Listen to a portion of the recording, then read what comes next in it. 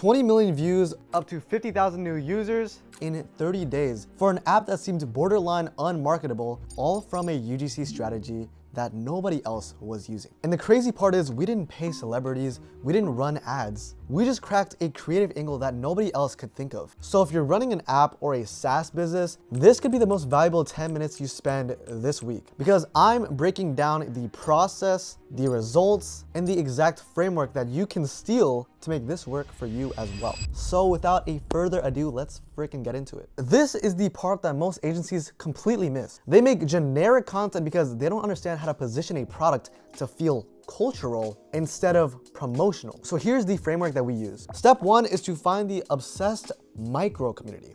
Most apps, they try to appeal to everyone, and that makes their content very boring and broad. And if you're not targeting one specific person or one specific ideal client or customer, the viewer behind the screen is never gonna get heard, and you're never gonna build a real audience. The more broad you get with your content, the more freaking darts you're trying to throw and you're not hitting anything. If you get hyper specific with just one dart, boom, freaking bullseye, and then that's where you hit your target market, which is your micro community. And so for Fable, we asked ourselves, what is that one micro community of book readers that would enjoy Fable? And that community was girls reading smut on Book Talk. Number one, smut brings the viral aspect where it's like crazy. No one really talks about it because it's like people who read smut try to keep it to themselves normally. But hey, if there's a creator online talking about it and you as a viewer, you actually enjoy smut, you're gonna watch that video. Step number two is you wanna position the content around the passion of the topic, not the product. This is super critical because if you position your content around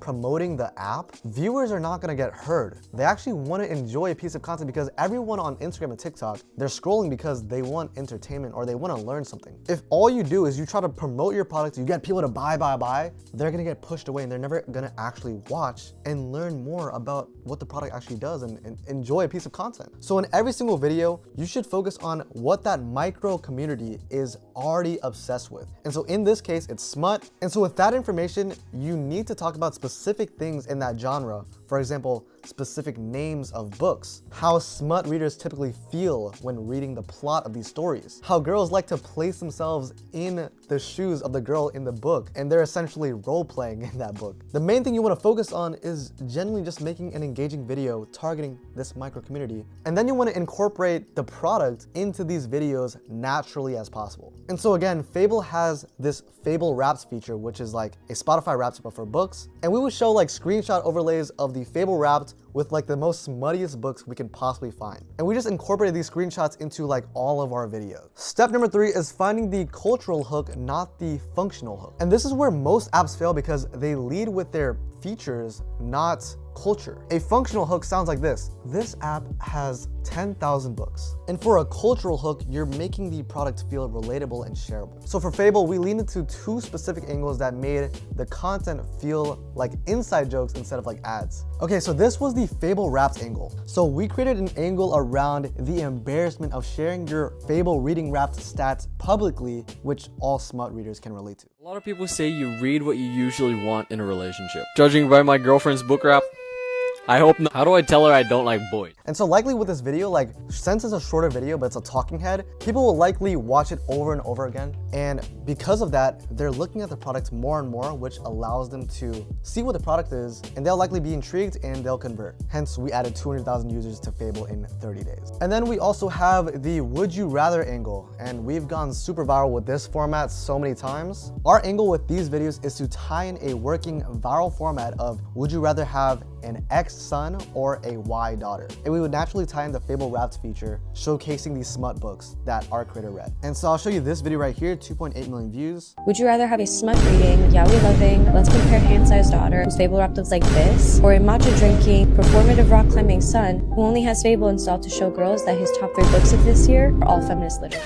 So as you can see, we never made these videos feel ad-like. They were all relatable angles, either a viral format or a reaction, and we simply just tightened a specific feature of the app, and that took us to 20 million views in 30 days. Our goal with this content is to make it feel like a regular post that just went viral and it happened to feature Fable, not a Fable ad. And also these videos are super commentable because if there's smut readers watching the content, they're definitely gonna talk about the smut books that they've read. And that is why the views went so high, plus the comment section adds as a way to mention Fable naturally as well. And this also brings in a lot more conversions because it's a natural way to talk about Fable. Our creators will type in the comments like, oh, by the way, this app is called Fable. Or they'll type in like, what does your Fable wraps look like? And it just spurs more curiosity about Fable, and eventually they'll just look on the App Store, see what it is for themselves, and enjoy using it. And the only reason why these angles worked is because we had a mass experimentation phase so that we can find these outliers and just double down on these videos going super viral for the company. Our strategy goes like this. We make an inspo list with 7 videos, 1 for each day of the week. That way we have 7 videos to try out. And then by the end of the week, we'll remove the 4 worst performing formats, keep the best 3, and iterate on those 3, testing different hooks, different CTAs. By the second week, we'll have a better inspo list with 4 new formats, 3 working ones, 3 of the best ones with iterations. And we keep repeating that process every single week until week 4, the last week of the month, we'll have the most perfect inspo list with probably already proven formats. And by week 2 for Fable, we've already found 2 viral formats. From then on, we're able to build a library of like the best viral formats to continue scaling by month 2, month 3, month 4, and so on and so forth. But the strategy alone isn't enough to see results. You need a system to execute at scale. So here's how we did it for Fable. We didn't hire some random freelancers that we did some cold outreach to. We hired directly from the Vogue Creations mentorship. These are our own creators who we've trained in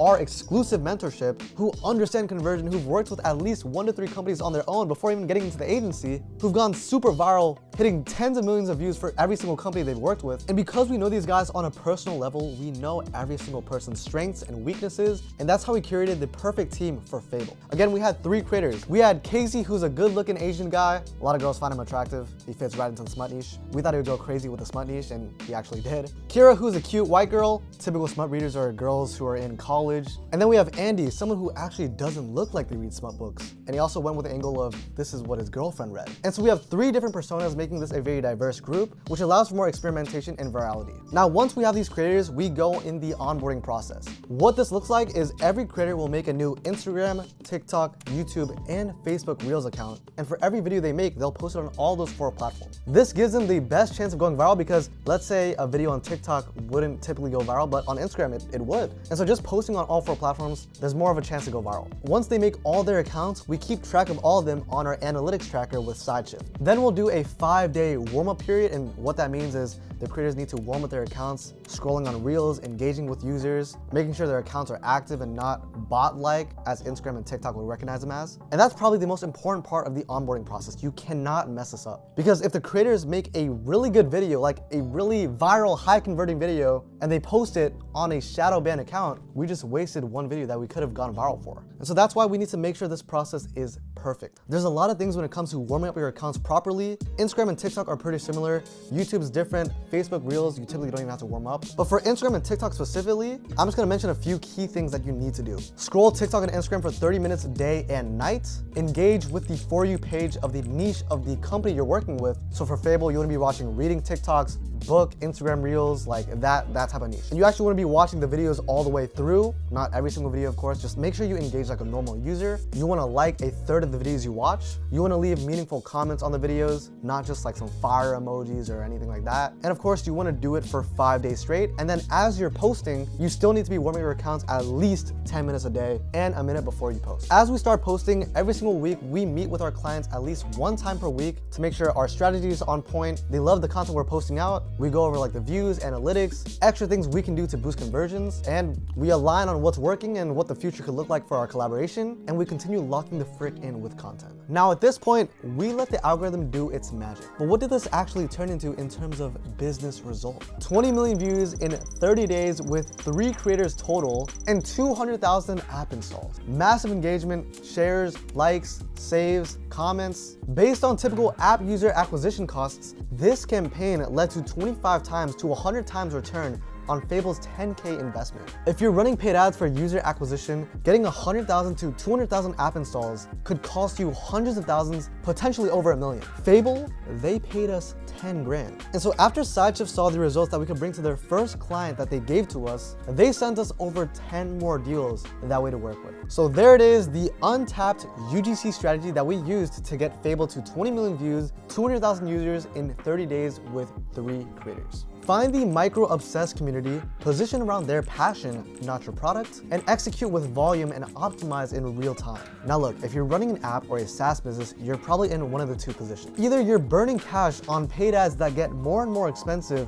with worse returns, or you've tried influencers that charge thousands for their posts that just completely flop. And here's what makes it worse. You know UGC is the answer, but you don't have time to manage accounts, find creators, optimize campaigns, and track analytics, all while running your actual business, just like Fable did. And that's why I built Vogue Creations Agency. We handle everything. Handpicked, trained creators from my mentorship, complete strategy designed to connect with your client, performance tracking, weekly optimizations, essentially the same system that got Fable their result. If you feel like that's something your business could benefit from, check out the first link in the description where you can find the next steps. Thank you for watching, and I'll see you in the next one.